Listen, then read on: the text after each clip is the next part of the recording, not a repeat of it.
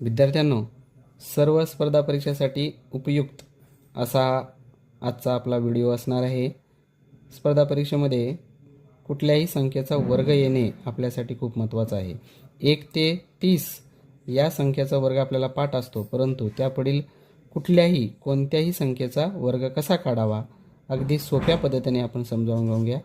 उदाहरणार्थ 32 या संख्येचा वर्ग जर काढायचा असेल तर आपल्याला पहिल्यांदा 3 चा वर्ग 9 आणि 2 चा वर्ग 4, त्यानंतर दोघांच्या गुणाकारांची दुप्पट, 3 दुनी 6, 6 दुनी 12 म्हणून 12 ते असे लिहितात।